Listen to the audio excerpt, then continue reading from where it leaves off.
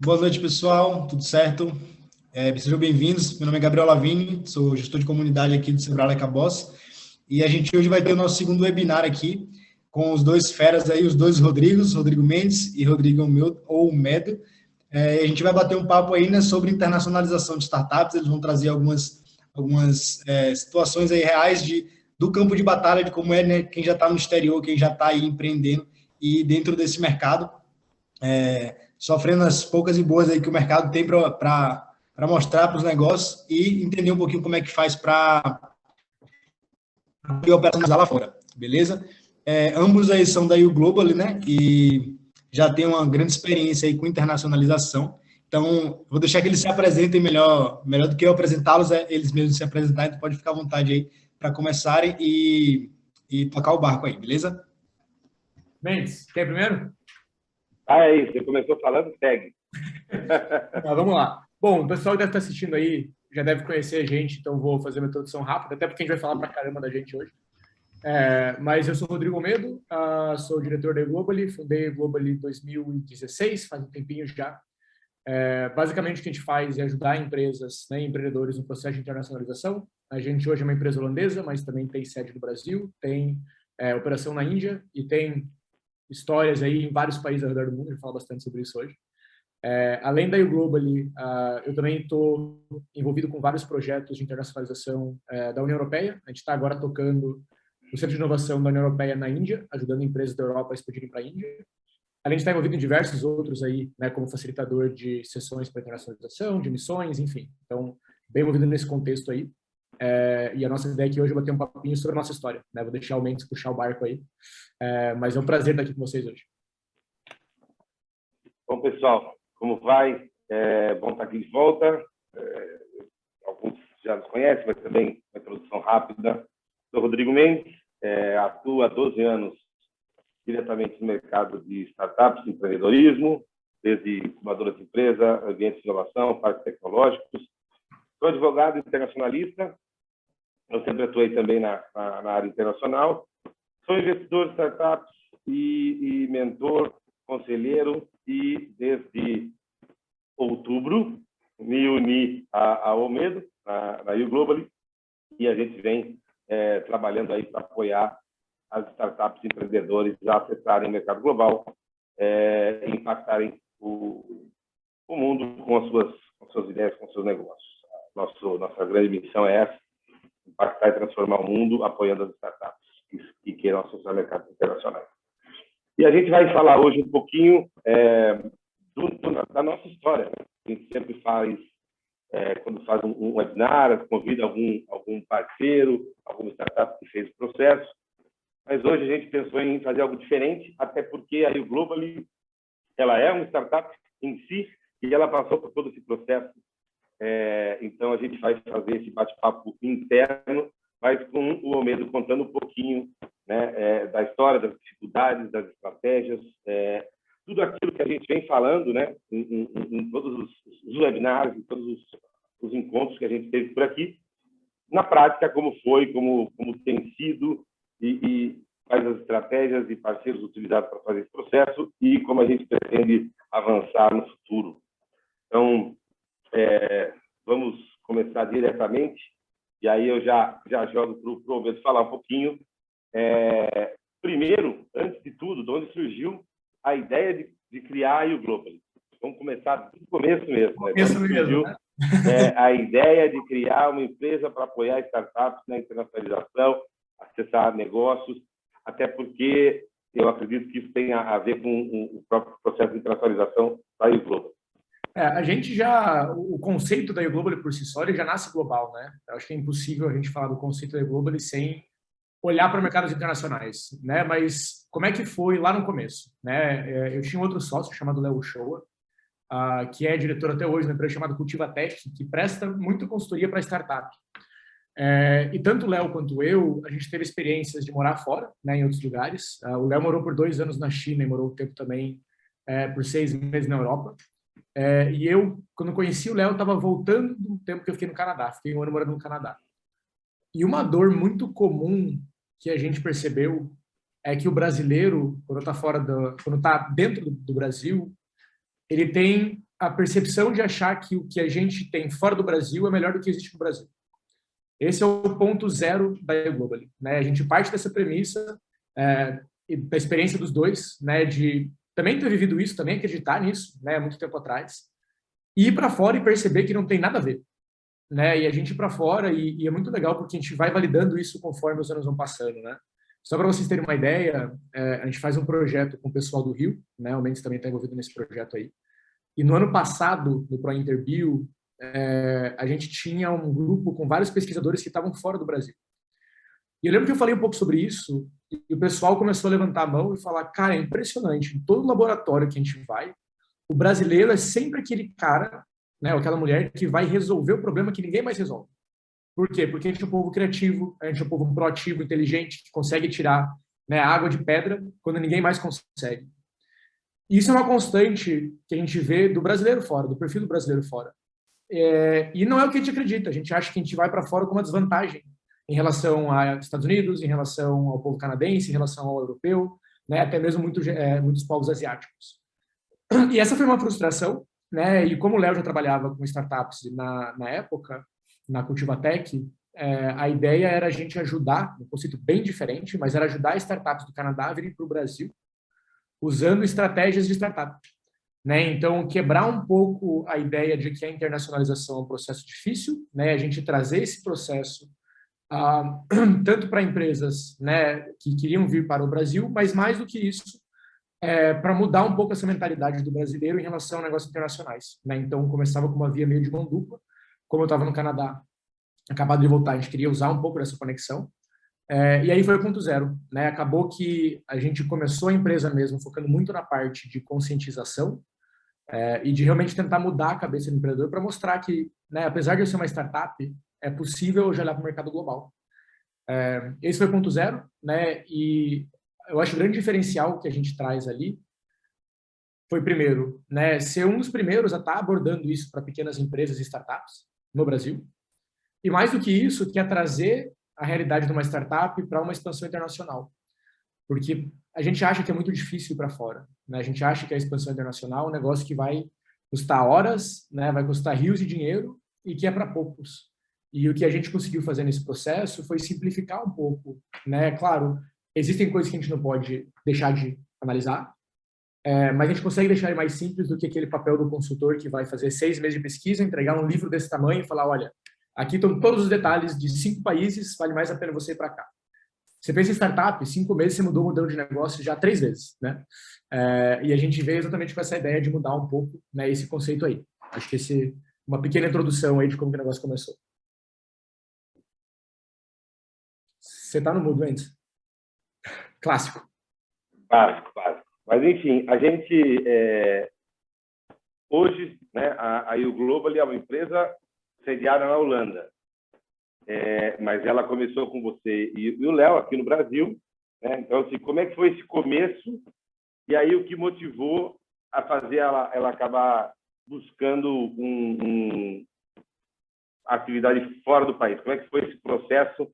Legal. Ok, vimos a dor, identificamos a oportunidade e...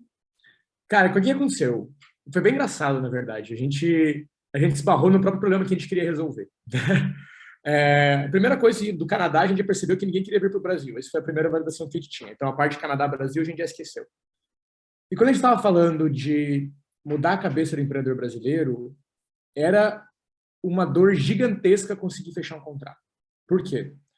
A startup não tem dinheiro para pagar, então a gente tem que sempre trabalhar com um parceiro, né, que nem o Sebrae é para a gente hoje. E na época, a gente se desdobrou em 30 para conseguir fechar 3 projetos que mal e mal pagaram as contas no final do ano. Por quê? Porque nem as pessoas que influenciam ali como o nosso ecossistema se desenvolve acreditavam que uma startup poderia ser global a partir do dia 1. Então, a gente tinha que mudar a cabeça não só do empreendedor, mas de todo o ecossistema. E a gente, né, foi percebendo mais e mais que essa era uma dor mais latente, só que isso também não nos dava a possibilidade de conseguir testar o nosso modelo como a gente queria.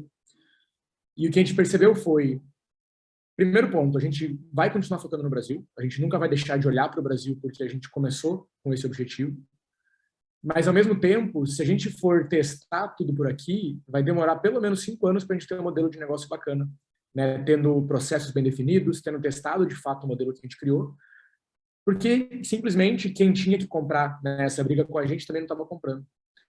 E aí, qual foi a nossa sacada? A gente falou, bom, vamos a gente mostrar que é possível na prática fazer isso, né, com uma empresa que até então tinha eu e ele trabalhando muito longe de ser um part-time, porque ele tinha cultiva técnica para tocar, e eu basicamente ali, na época, estava trabalhando, estava acabando o TCC, eu tinha uma empresa na época também de marketing digital, então estava fazendo um monte de coisa ao mesmo tempo. E daí falamos, bom, vamos então levar o Google para fora. E qual que foi a nossa premissa? A gente tem que estar em um lugar que o mercado por si só, ele já é mais internacional. Um mercado que as startups já nasçam olhando para fora, porque é ali que a gente vai conseguir testar de fato qual que vai ser o modelo que vai fazer mais sentido para a gente. E olhando a partir disso, a gente focou muito na Europa, né? Eu não vou entrar muito em detalhe, acho que a gente vai querer talvez bifurcar um pouco a pergunta aí, mas o estopim foi esse, né? Onde é que a gente pode ter mais oportunidades para desenvolver a empresa do que no próprio Brasil, que não estava nos dando essa oportunidade. Você está no mudo de volta. Foi isso que eu deixei tudo preparado aqui para apertar e liberar, mas enfim, vai ser assim o dia inteiro. Desculpa, pessoal. Mas, bom, identificando essa realidade, né, e de fato, mercados mais maduros são mais internacionalizados, a gente tem uma série de questões aqui no Brasil que impactam negativamente o processo de internacionalização das empresas, a gente sabe disso, não precisa ficar aqui chovendo no molhado. Mas como é que foi esse processo de validação do mercado? Que países foram considerados quando, por exemplo, você falou, poxa, pensando na Holanda, na Europa. Só não vou entrar no detalhe, mas é do detalhe que a gente quer, porque é ali que está o aprendizado, né? Como é que foi essa validação? Que países foram considerados? Como é que foi esse processo que hoje a gente fala para todo mundo montar, estruturar, tem que fazer a pesquisa, tem que montar os critérios, tem que fazer essa análise, tem que fazer a validação. Como é que foi, no teu caso, esse processo lá atrás? Olha, a primeira coisa que a gente entendeu foi temos que estar em um mercado que é internacionalizado, né? Então, a primeira coisa é um mercado que, por si só, as empresas já pensem no mercado, né, em mercados internacionais desde o começo. Esse era um ponto bem importante para a gente.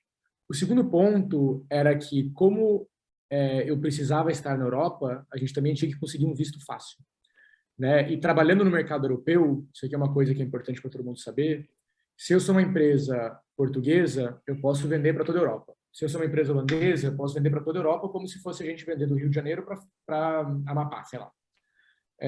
Então, a gente já foi tendo o mercado europeu como um target, mas o país que a gente escolheu mesmo tinha que ter essa característica, né, de ser um país mais voltado ao mercado internacional e, segundo, né, ter essa questão do visto de startup. Terceira coisa que também era importante para a gente era a relação com o Brasil, porque a gente sabia que, de alguma maneira, a gente queria relacionar, né, esses dois mercados. Obviamente, qualidade de vida, porque eu estava indo morar lá, né, então esse também foi um fator que contou, que querendo ou não, no estágio que a gente estava, né, isso era bem importante. E a facilidade, né, para conseguir criar uma empresa sendo estrangeiro, porque tem muito país que acaba dificultando um pouco esse processo. Nesse contexto, quais foram os países que a gente levantou? E custo também, né? Não falei custo aqui, custo de operação também. Quais foram os países que a gente levantou?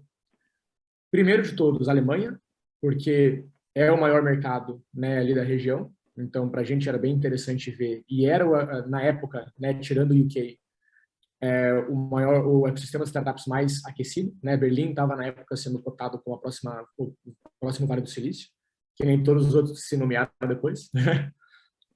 Segundo, a Estônia, porque foi logo ali que a Estônia lançou também o e-Residence, né? Então, a possibilidade para a gente poder abrir uma empresa lá sem nem ter pisado o pé na Estônia, né? E eles também já tinham visto de startup. Portugal, porque, querendo ou não, é um país barato que tem a facilidade, né, para brasileiros. E a Holanda, que, na verdade, foram dois motivos que fizeram a gente olhar para a Holanda, né, antes de fazer uma pesquisa mais avançada. Primeiro, que, de fato, a Holanda é o país mais voltado para práticas internacionais do mundo, quando a gente fala de negócios, até hoje, e historicamente sempre foram. Mas segundo, porque a gente tinha um parceiro lá que já era muito forte. E, na época, a gente estava muito mais focado, esse é um ponto importante de comentar, em organizar soft landings. O que é um soft landing?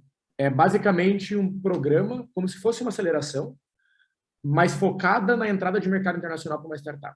E a gente, na época, começou a criar várias parcerias com o espaço de inovação ao redor do mundo, e um dos parceiros que mais se interessou na ideia era da Holanda. Então, acabou que a gente tinha muita troca, e eu vi que eles também tinham visto de startup, né? A Holanda era um país que interessava por conta dessa mentalidade internacional. Uma startup na Holanda, se ela vende só para o mercado holandês, ela morre. Nenhuma startup vai ficar focando só no mercado nacional holandês. Então, as startups já nascem olhando para fora. E acabou que a gente, né, também considerou a Holanda nesse caminho aí. Então, esses foram os países, né? Portugal, Alemanha, Estônia e Holanda. Beleza.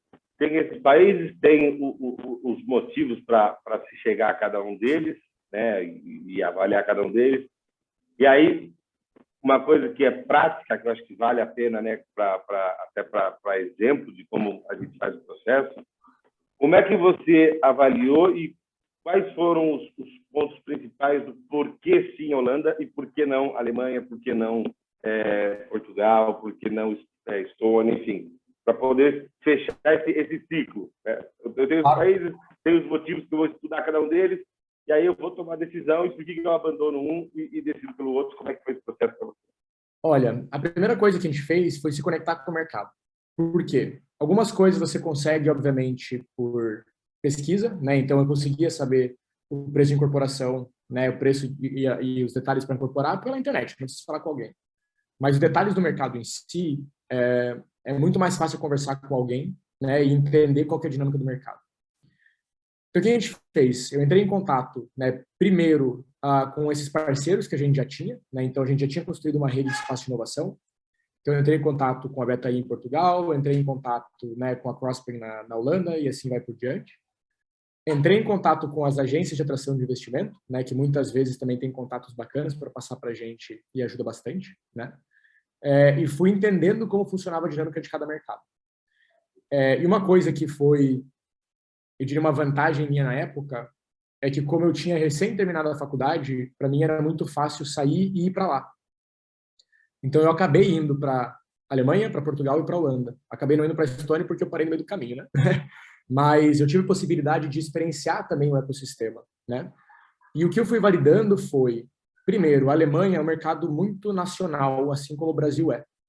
Eles têm um mercado gigantesco interno, então eles também focam muito no mercado nacional. Então, a minha primeira premissa de que tinha que ser um país orientado a práticas internacionais já foi para o ralo.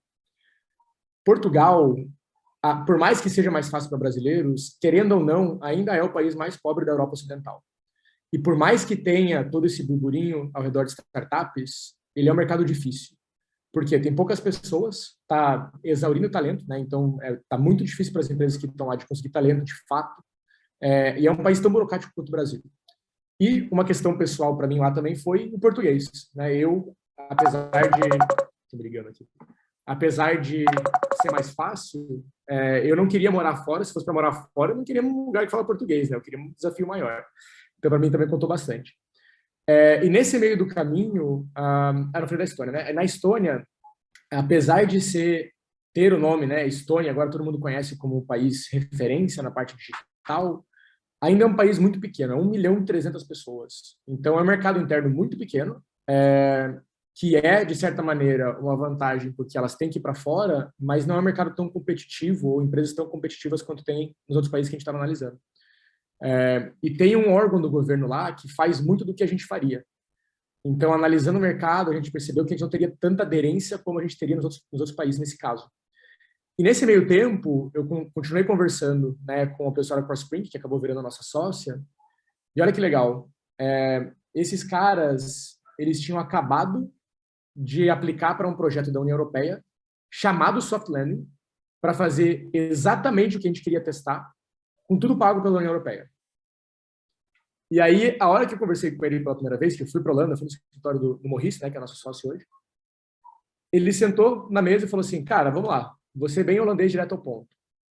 Você quer fazer isso? Eu estou com a faca e queijo na mão para fazer isso para a União Europeia. E eu não tenho pessoa para executar. Não faz o menor sentido a gente sair dessa mesa sem um contrato. Eu olhei para ele e falei, é verdade. Então, acabou casando. A Holanda era um país mais caro do que todos os outros, mas acabou que a compensação da dinâmica do mercado da possibilidade que a gente teve por conta desse parceiro e de como as coisas, né, acabaram se desenvolvendo. A gente também conseguiu visto startup por lá por conta do Morrice e das conexões que a gente tinha com o governo. Não tinha como não escolher a Holanda, né? Acabou ficando impossível, né, qualquer outra opção que não fosse a Holanda, porque para testar o que a gente queria, que a União Europeia pagando, projeto de 2 anos, só chegando lá e abrindo uma empresa, não tinha como. Ia ser burrice eu falar que não.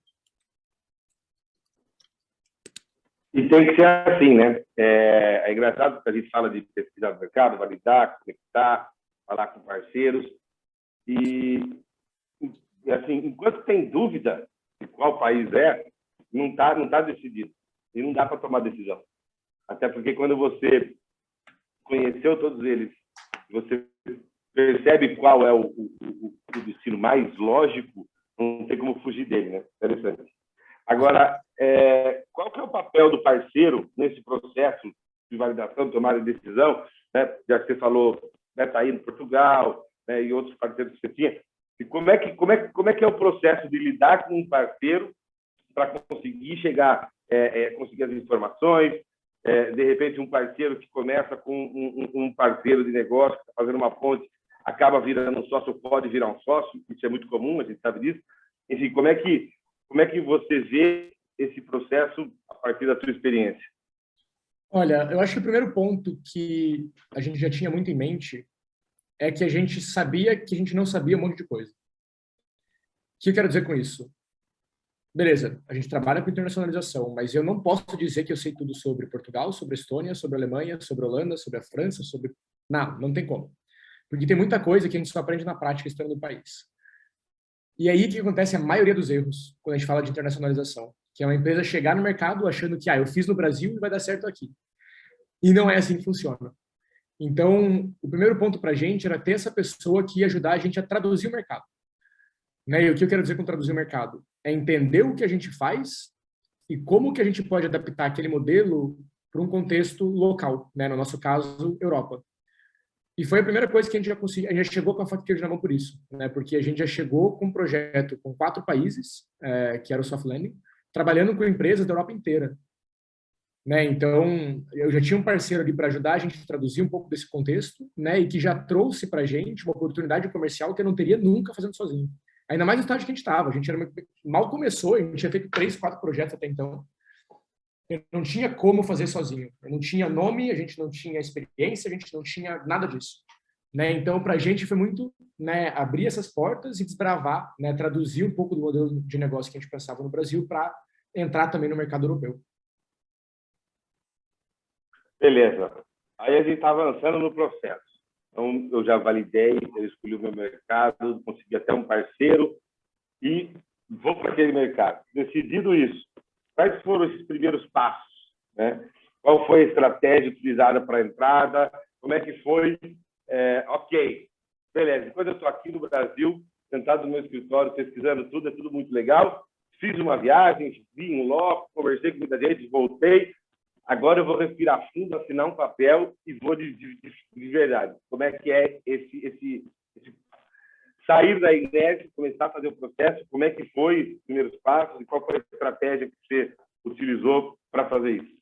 Primeira resposta, foi intenso. Não tem como não ser, né?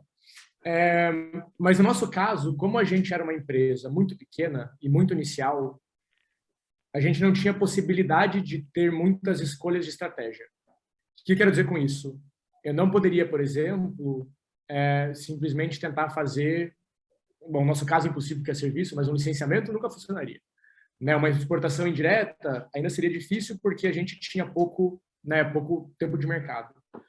Então, para a gente, foi basicamente tirar o que a gente tinha no Brasil e levar para Holanda. Né? A gente trocou as operações, na verdade. Né? A gente tirou a operação no Brasil e levou para Holanda, que seria quase que a criação de uma sub, né, de replicar o que a gente tinha no Brasil, levando para lá. Obviamente, eu me mudei, né? Então, nessa época também o Léo saiu da sociedade, né? Eu continuei sozinho, o Léo saiu. Então, eu basicamente levei a empresa e tudo que a gente tinha, que era eu, no caso, e a experiência que a gente tinha até então, a gente levou para a Holanda.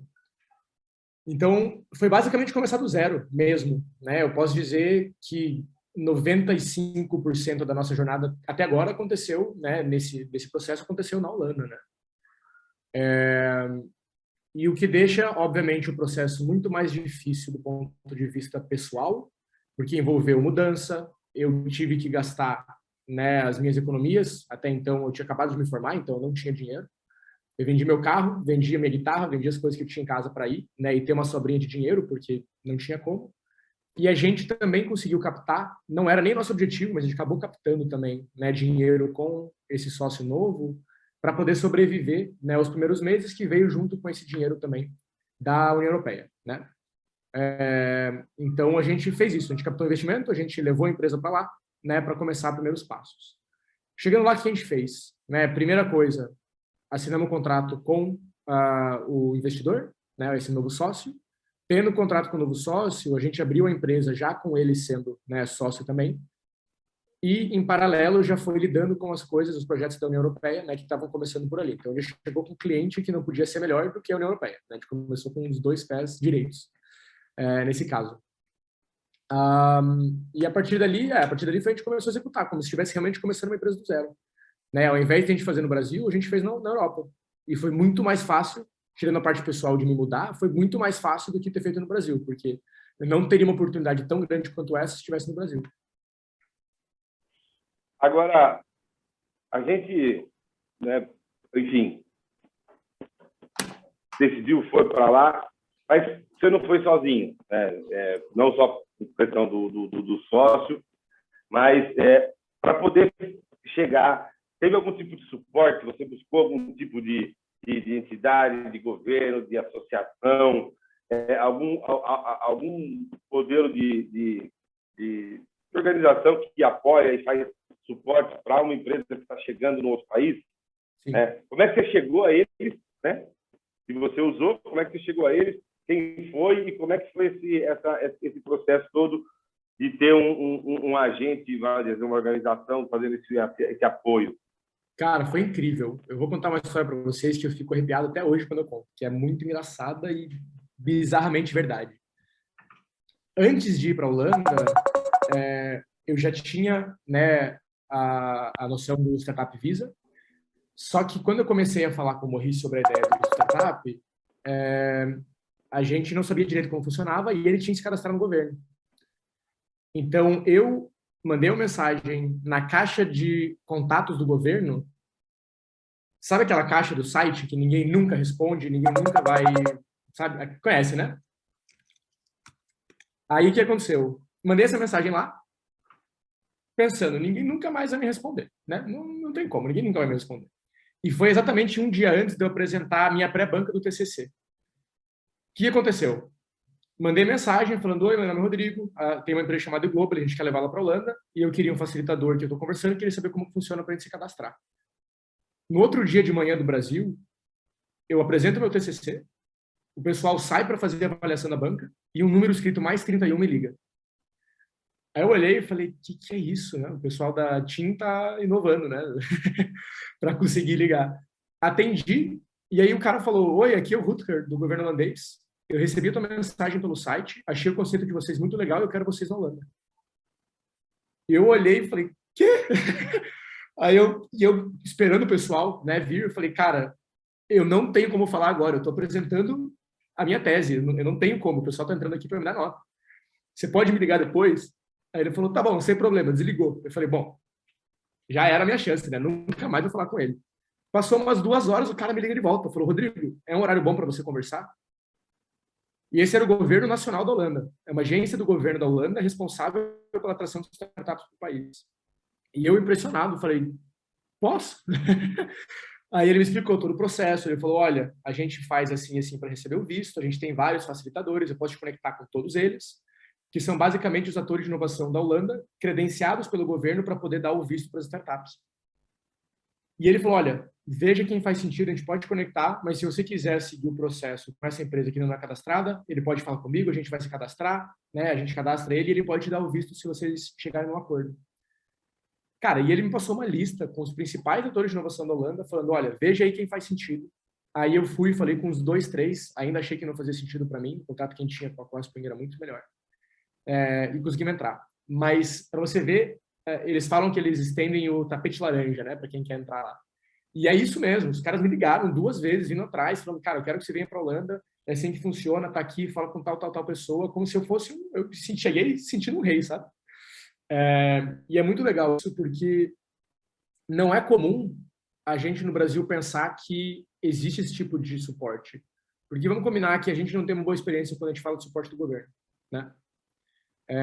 Então, para mim foi impressionante e é um tipo de suporte que praticamente todos os países oferecem. Então, vale muito a pena aí para quem estiver, né, nesse processo entrar em contato com essas agências. Como é o nome da agência? Na época era Startup Delta e agora eles mudaram para TechLeap. Para TechLeap. Massa.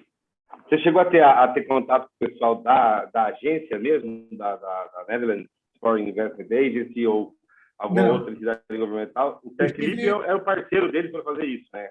Eu tive com o pessoal do Innovation Quarter, que é a agência de atração de investimento para a região da Holanda do Sul, que é onde fica Rotterdam, Haia.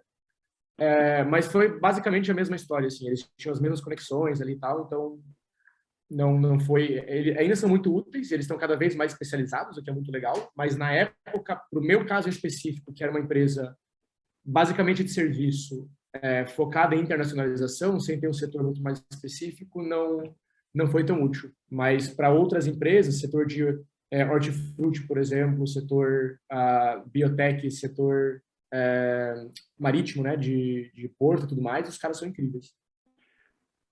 Agora, uma questão que, obviamente, todo mundo gostaria de saber, é sempre uma dúvida muito grande. Qual foi o custo desse processo todo? Qual foi o custo de juntar as coisas, vender carro, ter uma reserva financeira para fazer esse processo, é óbvio. Mas eu estou mais perguntando sobre o custo efetivo de abrir uma empresa, né, esse suporte que você recebeu dessas entidades, né, enfim, como é que faz essa questão? O suporte foi de graça. Melhor ainda, né? Fica até mais interessante depois que fala isso. O suporte foi de graça. A gente pagou pela incorporação da empresa, e a incorporação da empresa, a gente fez uma estrutura um pouco mais complexa, então ela acabou sendo um pouco mais cara. A gente não abriu só a empresa, a gente abriu uma holding, para mim, em cima da empresa. Então, no total, foi 3.000 e pouquinhos euros, 3.100 euros, alguma coisa assim, para fazer a incorporação de 2 empresas, com todos os custos envolvidos. Mas foi um custo abatido pelo investidor. Então, eu mesmo não paguei nada. Quer dizer, eu paguei um pedaço da empresa, né? Que agora vale muito mais, graças a Deus. Mas o que saiu do meu bolso mesmo foi só para minha despesa pessoal. Eu saí do Brasil dia 27 de julho e abri a empresa no dia 17 de dezembro, se não me engano. Foi alguma coisa assim. Então, demorou 5 meses no processo de viajar a vários países, ir atrás, blá, blá, blá, blá. Eu ainda passei antes na China e Hong Kong para fazer uma missão que a gente estava fazendo. Mas nesse processo de estar na Europa mesmo, deu mais ou menos 3 meses, 4 meses, e eu gastei cerca de 10.000 euros. Isso contando a etapa da validação, que você foi em loco, conversou com todo mundo, tudo mais. Viajando, fui para vários países, né, tudo por conta minha. Então, eu lembro que eu fui com 13.000 euros, e a hora que a gente recebeu o dinheiro do investimento na conta, que demorou um pouquinho mais do que depois de abrir a empresa, eu estava com, sei lá, 400 euros na conta. Então, foi quando precisava mesmo. Agora, vamos assim, beleza, né, teve esse processo, abriu a empresa, né, conseguiu pagar parte do bootstrap, parte do investidor, e no teu caso já veio um contrato, veio casado conjunto para um projeto com a União Europeia. Agora, como é que foi esse início de... Você tem um negócio, você tem um serviço, você tem uma estratégia, tem lá o teu plano, modelo de negócio.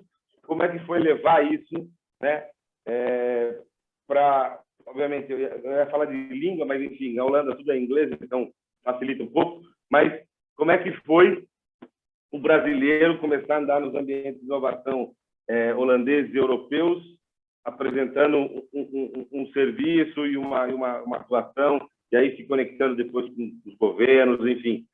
Conta aí aí a operação inicial mesmo.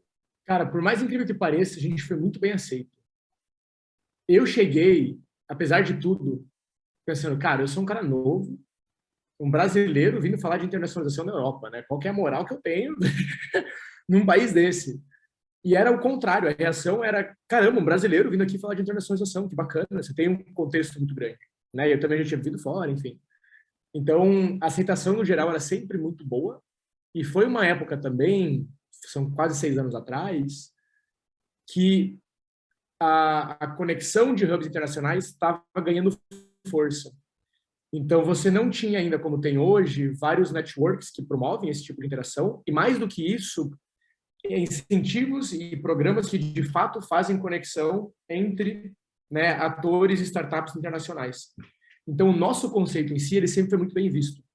E a nossa grande dificuldade foi achar um modelo de negócio por trás. Desde o começo, esse sempre foi, né, o nosso grande problema. Mas a gente teve muita abertura. Eram raras as vezes que eu ia para uma reunião e o pessoal não se interessava, que não queria participar, que não queria, de alguma maneira, estar envolvido, sabe? Agora, o que realmente fez a chave virar foi que a gente tinha a estampa da União Europeia por trás. Porque quando a gente falava que a gente executava um projeto para a União Europeia, inclusive no Brasil, esse é um ponto muito interessante.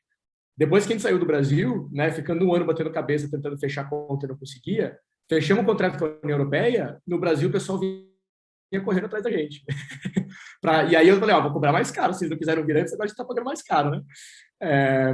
Mas a aceitação que a gente ganhou por conta disso foi muito boa. E aí, né, eu acho que como qualquer outra startup, eu não diria que foi uma diferença eu ser um brasileiro estando empreendendo por lá.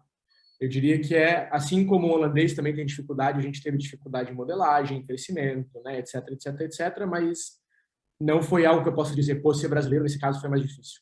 Não mesmo.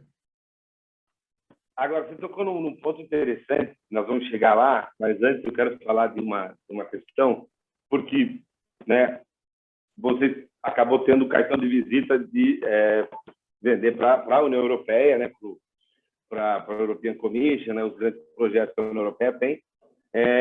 E aí são duas questões aqui, né? A primeira delas é em relação a uma coisa que a gente tem aqui no Brasil, ou muita gente tem, né, que é esse receio de venda para governo, relacionamentos com o governo, né?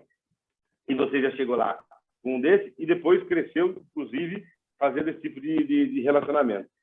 Como é que é, de novo, para uma empresa brasileira, para um empreendedor brasileiro, na Europa, vender para governo europeu, né? E aí eu já vou emendar aqui, porque foi o que você comentou, que isso mudou a imagem aqui, né? E é uma das coisas que a gente sempre defende quando fala de internacionalização, é justamente o fato de que uma empresa que tem presença global, tem ações internacionais, não só a qualidade que ela está competindo com outro patamar, mas a própria imagem da empresa, ela recebe também, ela muda, né? Acaba tendo um impacto positivo na imagem da empresa, porque ela passa a ser uma empresa internacional. Então, eu queria que você falasse um pouco desse processo, né? Sendo isso fato, primeiro, a questão do relacionamento com o governo, de venda para governo, né? E essa questão da imagem e como isso beneficiou a vinda, a volta para cá, né? Começar fora, voltar para cá e crescer dos dois lados.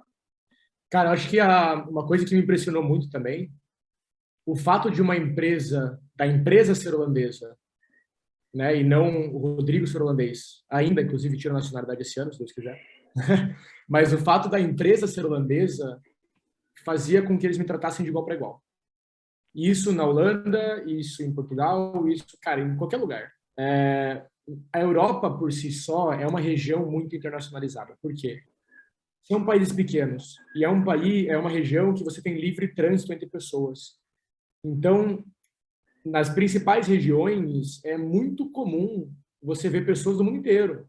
Né? Na Holanda, e né, o Mendes morou também onde eu moro hoje, que é a Haia, você sabe melhor do que eu, você tem gente do mundo inteiro. Do mundo inteiro. Você vai num café, no Starbucks, você vê brasileiro, você vê francês, você vê espanhol, você vê italiano, você vê americano.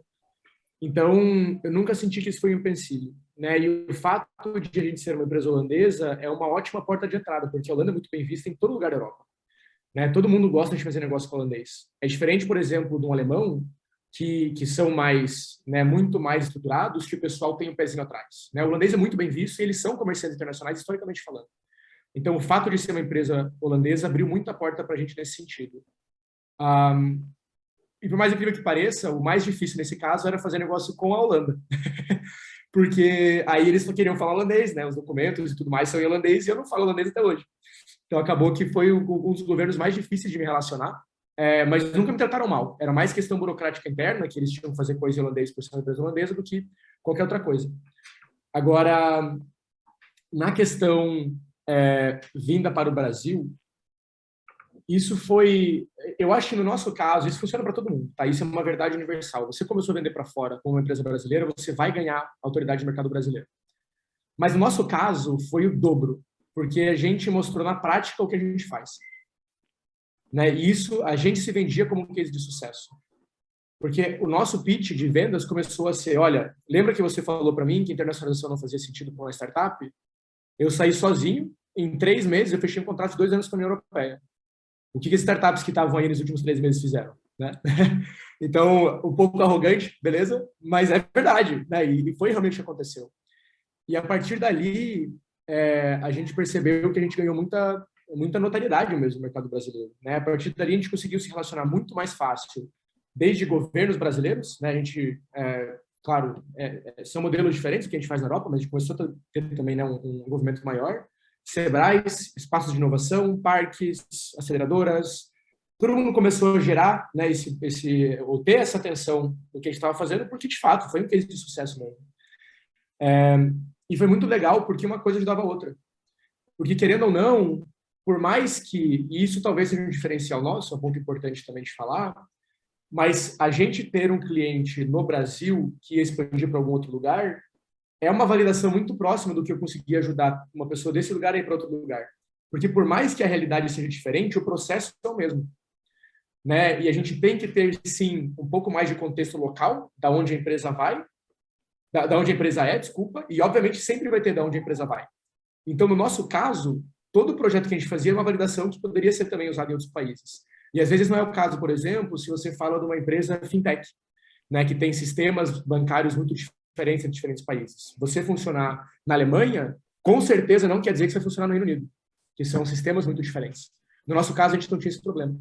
Né? Então, a gente conseguiu crescer nos dois lados, meio que ao mesmo tempo, porque enquanto eu validava as coisas na União Europeia, o pessoal aqui falava, caramba, olha o que os caras estão fazendo, e a gente crescia aqui. A gente tendo sucesso em programas aqui, a gente podia vender aqui e falar, cara, olha o que a gente fez no Brasil, que massa, também quero.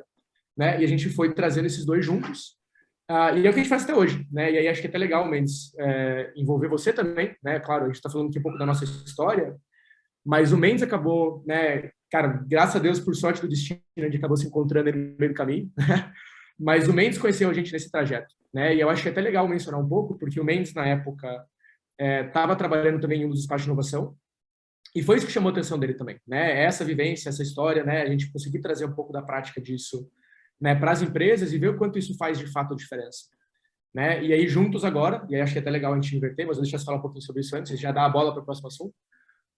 Mas agora juntos, que a gente tem uma empresa mais estruturada, né, com processos muito bem validados, clientes muito bem validados, né, de União Europeia, governo do Brasil, governo da Holanda, governo do Reino Unido, sem falar dos principais espaços de inovação, né, da Europa e do Brasil. A gente tem muita coisa que a gente pode mostrar, conseguiu deixar isso muito mais estruturado, né, e hoje a nossa estratégia de expansão é totalmente diferente também do que foi na época, porque hoje a gente tem recurso humano, hoje a gente tem recurso financeiro, a gente tem bagagem para compartilhar, né? E a gente consegue fazer uma coisa mais estruturada do que um doido que pegou uma mala e foi viajar. E aí, Mendes, até para a gente inverter um pouco o que eu acho que é legal, fala um pouco para a gente também o que foi, né, na época que falou, cara, que massa, olha o que os caras fizeram, porque a tua perspectiva é exatamente o que o mercado estava vendo. E aí, vamos falar um pouquinho da nossa estratégia agora para o futuro, já que a gente está acabando o tempo aí, que eu acho que é legal também. Não, com certeza. Depois eu tenho uma questão só que eu queria fazer também depois, mas eu acho que tem a ver com esse processo que a gente está falando, né? Aí a gente pode seguir em frente acho que talvez para fechar, porque assim, nós falamos do planejamento, nós falamos do mercado, nós falamos da pesquisa, da validação, do início das operações, dos clientes, e aí, para a gente poder chegar nesse ponto exatamente que você está falando, eu queria que você falasse um pouco da expansão. Então, assim, como é que foi a expansão europeia? Onde hoje está a YouGlobal? Para onde ela já foi? Você comentou de um programa com a Índia, mas, enfim, começou na Holanda, um programa específico da União Europeia, e hoje já teve ações em vários países, enfim. Conta isso só para poder mostrar a perspectiva de quem vai iniciar um processo desse, como isso pode ir se multiplicando nos outros territórios e nos outros mercados que tem por aí, principalmente a gente fala de global. Legal, mas eu quero que você responda junto comigo, que a gente está criando estratégia junto. Não, vamos chegar lá. Mas eu acho que a primeira coisa legal de comentar, a gente já trabalhou com empresa de 41 países hoje, mas a gente tem sede na Holanda, a gente tem uma sede no Brasil e a gente tem, vamos chamar de sede, na Índia também. Como que a gente conseguiu trabalhar com 40 países? A gente hoje está quase com 10 pessoas, né? Estamos contratando 10ª pessoa. Não tem como a gente sair caçando startup ao redor do mundo, é impossível. 40 países não tem força, né, comercial para isso. Então, o que a gente faz? A gente trabalha o que a gente chama de exportação indireta. Né? O que é exportação indireta? Se eu vou tentar fazer uma venda em outro país, eu tenho que ter uma força comercial muito forte, eu tenho que bater de porta em porta e eu tenho que ter 2, 3 pessoas full-time trabalhando, né, por região para conseguir ter um espaço legal. Não temos isso. O que a gente faz é o seguinte: como o nosso público está sempre concentrado nos espaços de inovação, ou nos atores, né, com os atores de inovação que a gente chama, a gente faz programas junto com esses atores. Por quê? Porque se eu vou tentar vender, né, um processo de internacionalização para 10 empresas na Romênia, eu tenho que falar com 150 empresas para ter uma conversão muito boa e ter 10. Só que se eu vou falar com uma pessoa na Romênia, o cara vai olhar para mim e falar: quem é o Global? Quem é você? Já trabalhou com alguém na Romênia? Por que tem que confiar em você? E ao invés de a gente ter todo esse problema, a gente faz uma parceria com esses espaços de inovação. Por quê? Porque as empresas já confiam nesse espaço de inovação, elas estão lá dentro, né? Elas confiam nas pessoas que estão ali, e esse espaço de inovação, ele tem também a função de contribuir com o ecossistema. Então, a gente chega em contato com esse espaço de inovação. Isso aqui é uma história real que eu estou contando que a gente fez na Romênia. Eu cheguei numa associação que chama Romanian Business Leaders Association e falei pro cara assim: cara, Romênia é um país incrível, vocês têm um talento gigantesco, tá todo mundo indo embora. Vamos ajudar as startups que fazem parte da associação e vamos ajudá-las a criar um modelo para elas fazerem certo? O cara olhou e falou: vamos, acho que faz sentido. O que ele fez? Ele trouxe 10 startups para a gente fazer um programa. Ele me pagou como associação e ele cobrou as empresas. Então, ele revendeu o nosso produto, mas colocou a carinha dele, como se fosse um programa de internacionalização da associação dele, mas executada por nós. Então, a gente faz essa parceria para conseguir entrar em vários lugares. E acaba sendo mais fácil para a gente, porque a gente não tem que ter uma venda gigantesca, né? Um processo de venda com milhares, né, de targets aí. A gente vai em pessoas mais concentradas, faz parcerias e consegue dessa maneira entrar em mais lugares. Quantos países hoje? 40. 40 ou 41? Sensacional. Bastante. Agora eu vou falar responder a sua pergunta, mas antes eu quero contar uma historinha, porque eu te conheci, né, em 2017, quando você tinha feito esse processo, estava voltando para o Brasil, começando algumas operações aqui, né? E aí eu via, era uma coisa que, para quem não sabe, eu trabalhei em incubadoras, em parques tecnológicos, mas pelo meu background internacional, eu sempre fiz essa ponte, eu sempre trabalhei, né, com essa conexão internacional e tentando promover ao máximo que as empresas olhassem para isso. E eu pretendia organizar um sistema de apoio internacionalização para as startups que atuavam no nosso ambiente. Acabei topando o YouGlobal, conheci o Rodrigo. A primeira coisa que veio na cabeça foi assim: caramba, tudo que eu queria esse cara está fazendo. Mas, enfim, a gente faz uma parceria e segue junto. Isso passou o tempo, eu acabei saindo de onde eu estava, fui para São José, a gente voltou a se falar, até por uma conexão pelo próprio Ministério das Relações Exteriores, que acabou a gente se juntando. E, na época, eu estava justamente montando o plano de internacionalização do parque, o programa de internacionalização do ambiente. E, para fazer parte da operação desse programa, eu estava me escoltando, como o próprio Omedo contou, da Romênia, a gente ia fazer a mesma coisa. Então, parte do nosso processo ser executado ali pela U-Global.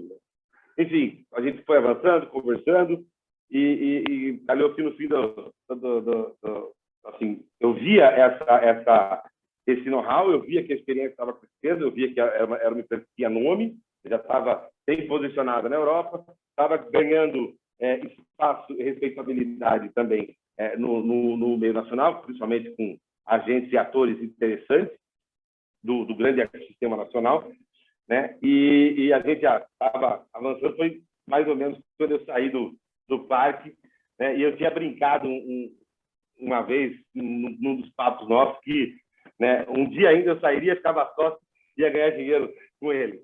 E foi uma brincadeira, uma piada, mas passou alguns meses. E deu certo, né? Por que não? Por que não? Peraí, lembra daquela conversa?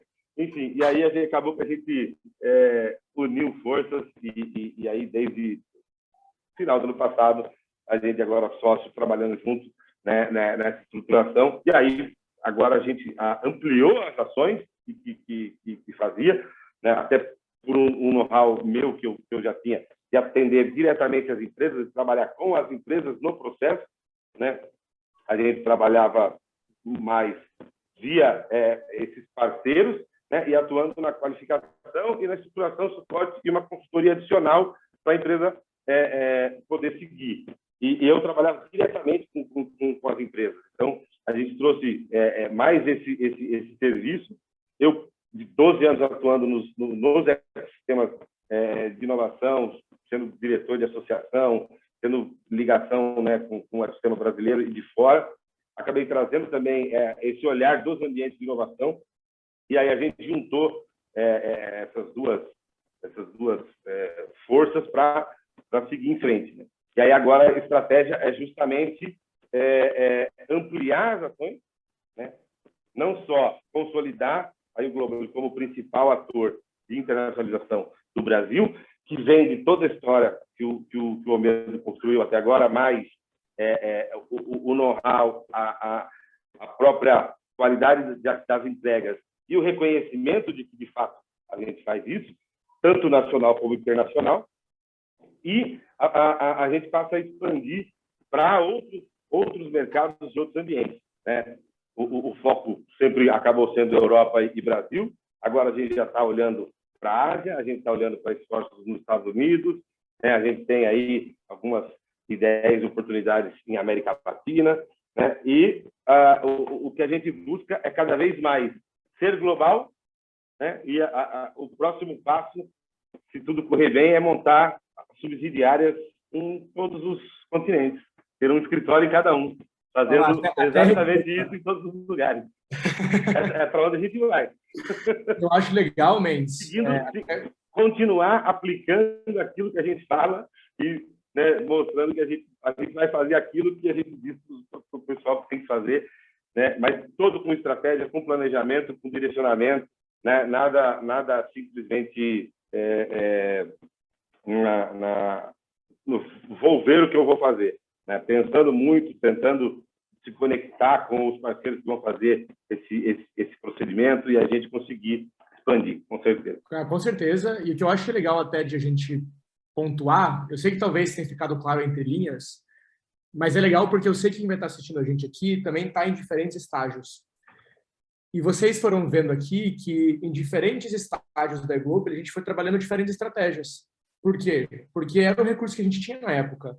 Mas foi possível, desde o cara que estava saindo da faculdade, né, ir para lá, e hoje que a gente é uma empresa consolidada, a gente está potencializando com outras estratégias que a gente consegue hoje, né? E no nosso caso agora, não depende mais de mim sair por aí, porque eu consigo achar um sócio do naipe do Mendes, né, para conseguir entrar na empresa, conseguir trazer know-how, trazer network, né, e multiplicar os nossos esforços, né? E o que eu acho que é mais importante, e talvez seja um dos pontos principais que eu queria que o pessoal levasse, nunca foi sozinho. A gente nunca fez nada sozinho.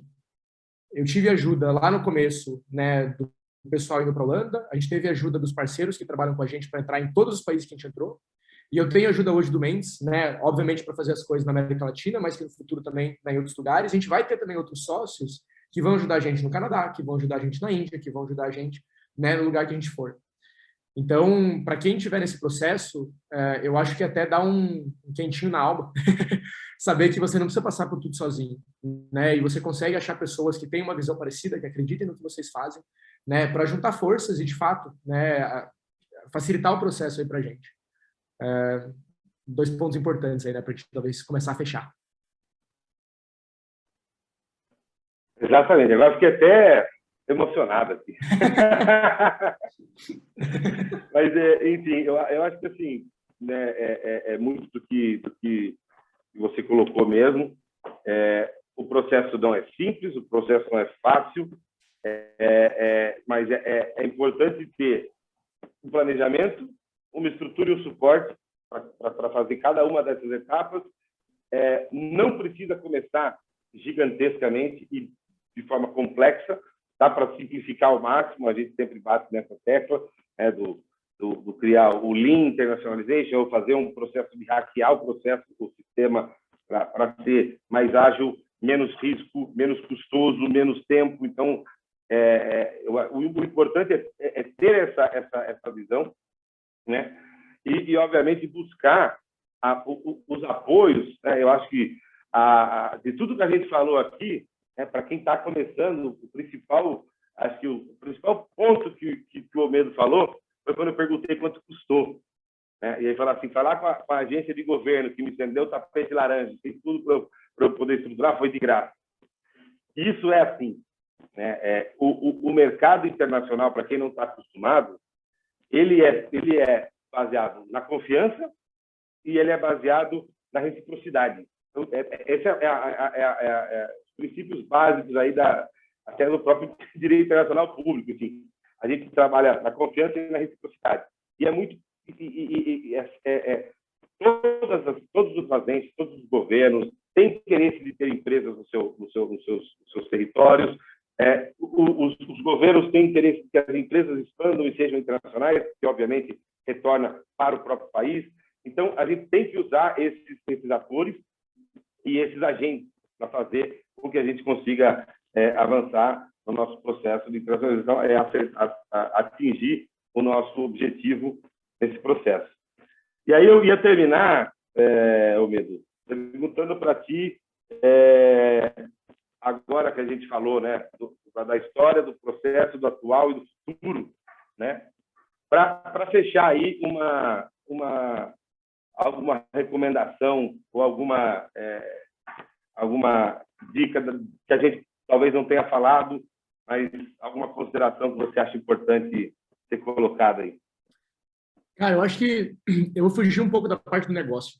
Talvez uma dica que eu não tenha dado ainda nas câmeras. Mas eu acho que a partir do momento que você, como empreendedor, vai para fora e você abre a cabeça, a tua vida pessoal muda de um jeito que você não tem ideia. E você vê que você é capaz de coisas que você nunca imaginava que você seria. E isso talvez seja uma das partes mais recompensadoras para quem foi morar fora. O Mendes pode falar que ele já morou em muito mais lugar que eu. E é uma coisa que ninguém tira de você. Né? Já dizia meu pai, cara, caixão não tem gaveta. Né? Você não vai levar casa, carro, roupa, nada. Você vai levar todas as experiências. E trabalhar nesse mercado internacional, cara, a gente fala com empresas de pelo menos uns 5, 6 países por dia. É uma troca cultural incrível. É uma experiência, é um crescimento mental que você não tem ideia. E para quem gosta, né, tem gente que, claro, prefere ficar, né, nas coisas que já conhece, mas para quem tem um pouco mais desse espírito, né, que gosta, que é mais aberto nesse sentido, não tem nada na sua vida que vai ser mais recompensador do que passar por um processo desse. Posso falar isso para vocês com toda certeza. Sem querer, você parafraseou Albert Einstein. É mesmo? A mente que se abre a uma nova ideia jamais voltará ao seu tamanho original. É verdade, é verdade. E eu acho que a gente pode terminar aí, porque é bem isso. O processo de internacionalização é esse. Você falou, só para registrar, né? Eu morei dos 17 aos 18 anos, né, com intercâmbio cultural na Finlândia. Morei dos 21 aos 23 na Inglaterra. E foi uma experiência de imigração mesmo. Eu fui, tranquei faculdade, tranquei tudo, fui lá, trabalhei, fiz tudo que você pode imaginar, mas também foi um processo de amadurecimento, de crescimento pessoal incrível. E eu fiz trabalho de subemprego, do mais subemprego, a ser gerente, chefe de inglês que trabalhava na minha equipe. Então, eu passei por vários processos, né? E depois ainda fui passar mais 6 meses na Holanda, quando eu terminei minha especialização lá em Haia, onde hoje moro o mesmo. E eu posso afirmar, né, que cada vez que a gente se abre para o mundo, seja do ponto de vista pessoal e cultural, a gente expande, a gente vai se abrindo a novas ideias, e como disse Einstein, como disse Omedo, a gente nunca mais volta a ser como era antes. E só tem relacionamentos, novas oportunidades e contatos que fazem com que a gente possa crescer cada vez mais. Eu acho que esse é a principal ponto que eu gostaria de deixar aqui, de que o Brasil é grande e o mercado é grande, mas nós representamos 2% do mercado mundial. Se você acha que o Brasil é grande, imagina o tamanho do mercado mundial. Então, pense nisso, leve isso adiante, porque a sua empresa pode crescer e atingir níveis que você jamais imaginou a partir do momento que você se abre para o mercado global. Da minha parte é isso. Agradeço demais. Gostei do fechamento, boas palavras. É isso, gente. Boa. Obrigado, Medo. Obrigado a toda a equipe do Sebrae Like a Boss. Prazer estar aqui com vocês de novo. E boa noite a todos. Um grande abraço e estamos sempre à disposição. Boa. Valeu, Mendes. Valeu, pessoal. E vejo vocês em breve, né? Com certeza vamos estar por aí também. Para quem tiver interesse, inclusive, né, de bater um papo sobre um pouco mais, podem procurar a gente, né? Rodrigo Mendes, Rodrigo Medo. O primeiro é fácil, você não vai esquecer, né? Essa troca o sobrenome depois, mas a gente está sempre disponível aí para bater um papo, né? Quem tiver interesse. Então, procure lá no LinkedIn, né? Nosso e-mail, rodrigo@globally ou rodrigo.mendes@globally.com. Estamos à disposição aí. Pessoal do Sebrae, mais uma vez, brigadão, né? E vejamos vocês em breves aí. É isso aí. Valeu, pessoal.